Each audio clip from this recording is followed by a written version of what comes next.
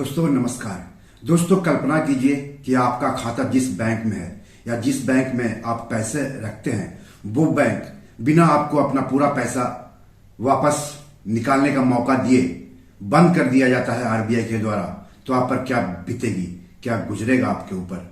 जी हाँ दोस्तों, आजकल ना जाने आरबीआई कब किस बैंक पर प्रतिबंध लगा दे रहा है, कब किस बैंक का लाइसेंस रद्द कर दिया जा रहा है, कहना मुश्किल है।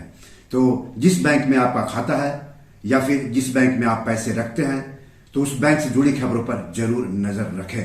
तो दोस्तों, अगर आपका बैंक खाता कर्नाटक के चित्रदुर्ग जिले के हिरियूर में स्थित the Hiriyur urban cooperative bank में है तो आपके लिए बुरी खबर है। यह खबर क्या है और आप जैसे इस बैंक के ग्राहकों पर इसका क्या असर होगा, यही सब हम आपको इस एपिसोड में आगे बताएंगे। आप कहीं नहीं जाइएगा, अंत तक वीडियो को देखिएगा क्योंकि मामला आपकी गाढ़ी कमाई के पैसों से जुड़ा हुआ है। लेकिन मैं आप सबसे गुजारिश करता हूं कि चैनल के लिए नया है तो सब्सक्राइब कर लीजिए, वीडियो को ज्यादा से ज्यादा शेयर कीजिए ताकि ज्यादा से ज्यादा लोगों तक जानकारी पहुंचे। तो चलिए आगे बढ़ते हैं। दरअसल देश के केंद्रीय बैंक भारतीय रिजर्व बैंक यानी आरबीआई ने the Hiriyur urban cooperative bank का लाइसेंस रद्द कर दिया है।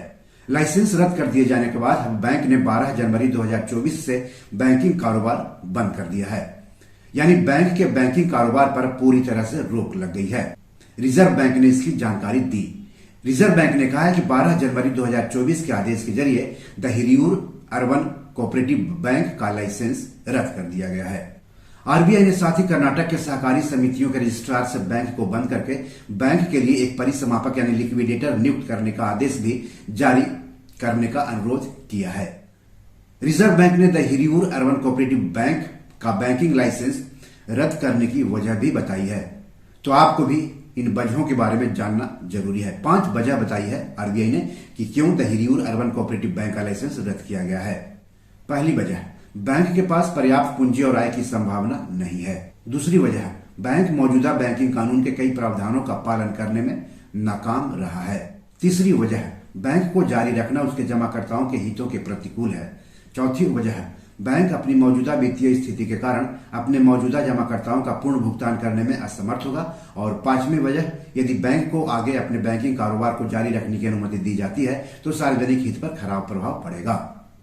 तो इस तरह से इन 5 कारणों की वजह से the Hiriyur urban cooperative bank का लाइसेंस रद्द कर दिया गया है 12 जनवरी से। रिजर्व बैंक ने आगे कहा है कि बैंक का लाइसेंस रद्द कर देने के बाद the Hiriyur urban cooperative bank के बैंकिंग कारोबार जिसमें दूसरे काम के अलावा जमा राशि को स्वीकार करना और जमा राशि की चुकौती शामिल है पर तुरंत प्रभाव से रोक लगा दी गई है।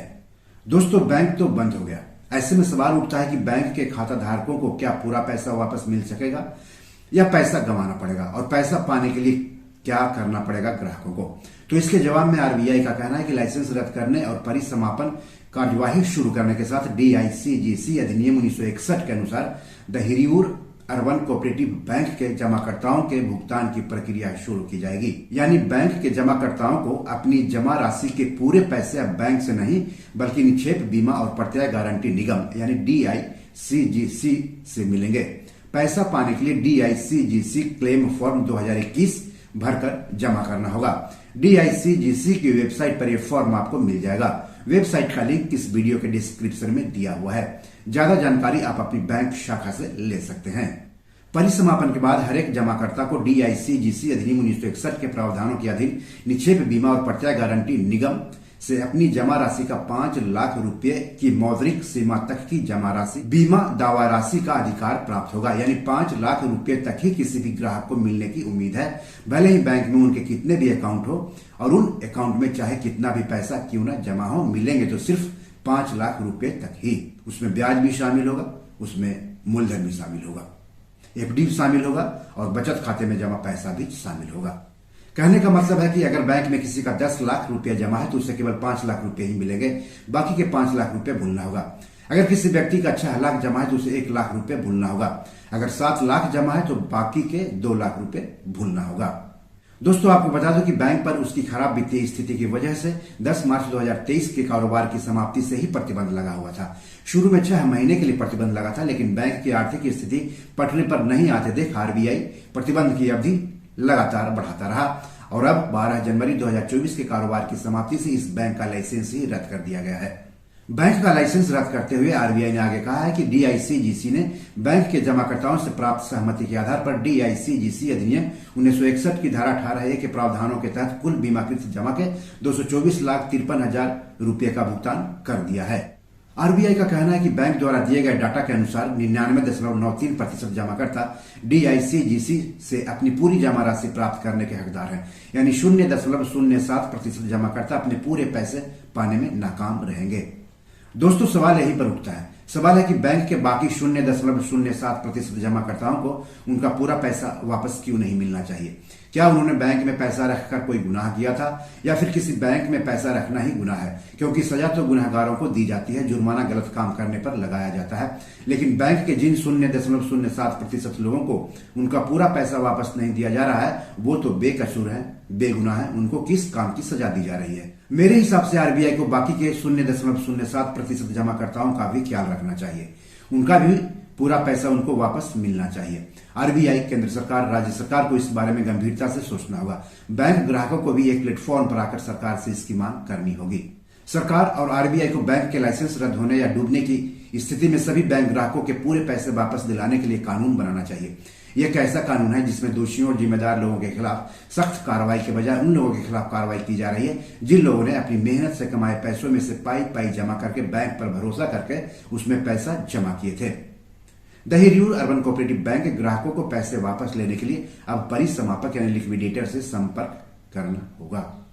तो ये रही बात the Hiriyur urban cooperative bank की, जिसका लाइसेंस रद्द कर दिया गया है। कर्नाटक के चित्रदुर्ग के हिरियूर स्थित the Hiriyur urban cooperative bank का लाइसेंस रद्द करने से पहले आरबीआई कई दूसरे सहकारी बैंकों का लाइसेंस रद्द कर चुका है, जिसमें शामिल कुछ बैंकों के नाम आप भी जान लीजिए। महाराष्ट्र के नासिक स्थित डिफेंस मर्केंटाइल कोऑपरेटिव बैंक का लाइसेंस रद्द कर दिया गया है। तमिलनाडु के मुसिरी स्थित मुसिरी अर्बन कोऑपरेटिव बैंक का लाइसेंस रद्द कर दिया गया है। महाराष्ट्र के औरंगाबाद के आदर्श महिला नागरिक सहकारी बैंक मर्यादित का लाइसेंस रद्द किया गया है। उत्तर प्रदेश के सीतापुर के अर्बन कोऑपरेटिव बैंक का लाइसेंस रद्द किया गया है। महाराष्ट्र के कोल्हापुर के इचलकरंजी स्थित शंकरराव पुजारी नूतन सहकारी बैंक का लाइसेंस रद्द किया गया है। महाराष्ट्र के अहमदनगर स्थित नगर अर्बन कोऑपरेटिव बैंक का लाइसेंस रद्द किया गया है। महाराष्ट्र के नासिक जिला गिरना सहकारी बैंक का लाइसेंस रद्द किया गया है। दोस्तों, इस लिस्ट में अभी और भी बैंक शामिल हैं, तो किसी भी बैंक में अगर आप खाता रखते हैं या किसी बैंक में खाता खुलवाने जा रहे हैं तो उस बैंक से जुड़ी खबरों पर जरूर नजर रखें, क्योंकि पैसा आपका है और आपका पैसा आपके ही काम आए तो ज्यादा बेहतर है। तो बी और मनी मैनेजर में आज इतना ही। एपिसोड कैसा लगा हमें जरूर बताइएगा। क्या आपका भी बैंक खाता इस बैंक में है तो आप क्या करने जा रहे हैं हमें कमेंट बॉक्स में बताएंगे तो अच्छा लगेगा। इस एपिसोड या पैसों से जुड़े कोई सवाल हो तो जरूर पूछिएगा। आगे किस टॉपिक पर वीडियो चाहते हैं हमें बताएंगे तो अच्छा रहेगा। धन्यवाद, नमस्कार।